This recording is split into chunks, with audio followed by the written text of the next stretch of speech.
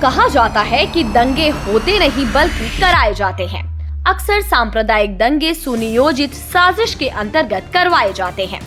आइए आपको समझाते हैं कि दो समुदायों के बीच दंगे करवाकर कैसे इसका राजनीतिक लाभ उठाया जाता है।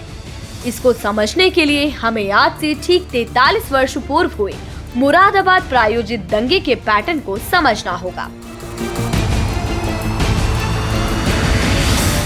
साजिश कितनी गहरी थी, इसका अनुमान आप इस बात से लगा सकते हैं कि यूपी के मुरादाबाद में 1980 में मुस्लिम लीग ने दंगा भड़काकर मुसलमानों के हाथों पहले हिंदुओं का कत्ल करवाया।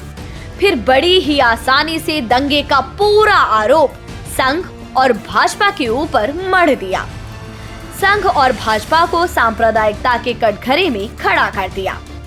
इसका लाभ यह हुआ कि बार बार चुनाव हारने वाले तत्कालीन मुस्लिम लीग के नेता डॉक्टर शमीम अहमद खान चुनाव जीतकर जनता दल के विधायक बन गए।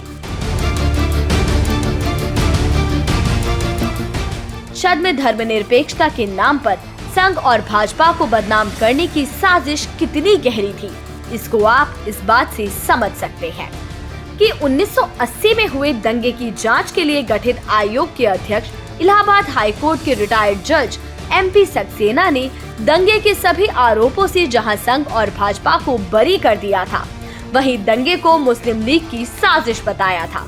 लेकिन वोट बैंक की राजनीति करने वाली सरकारों ने मुसलमानों को दंगाई बताने वाली इस रिपोर्ट को 40 से अधिक वर्षों तक देश की जनता से छिपाए रखा।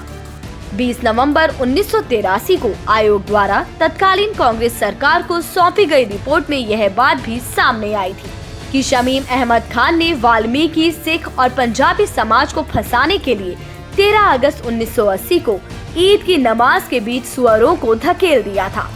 इसके बाद यह अफवाह फैला दी गई कि मुसलमानों की हत्या की जा रही है।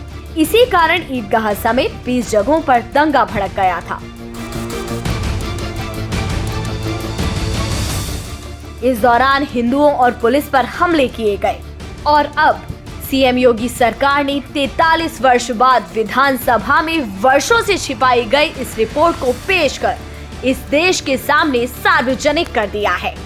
लेकिन दुख इस बात का भी है कि इस रिपोर्ट को 14 बार मंत्रिमंडल के सामने रखकर इसे सदन में पेश करने की मंजूरी मांगी गई, लेकिन तुष्टीकरण की राजनीति के कारण इस मांग को हमेशा खारिज कर दिया जाता।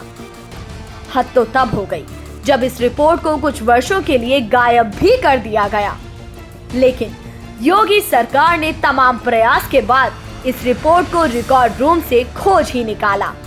रिपोर्ट में स्पष्ट रूप से कहा गया है कि कोई भी सरकारी अधिकारी, कर्मचारी या हिंदू इस दंगे के लिए उत्तरदायी नहीं था, बल्कि दंगों में शमीम अहमद के नेतृत्व वाली मुस्लिम लीग और डॉक्टर हामिद हुसैन उर्फ डॉक्टर अज्जी के समर्थक और भाड़े पर बुलाए गए बाहरी मुसलमान ही शामिल थे।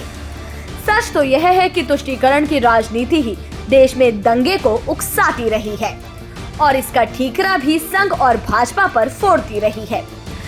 न जाने आज भी ऐसी कितनी रिपोर्टें किसी काल कोठरी में खोज लिए जाने की प्रतीक्षा में होंगी, जिनमें दंगों के लिए जिम्मेदार राजनीतिक दल, नेता और कट्टरपंथी मुस्लिम दंगाइयों के राज छिपे हुए हैं।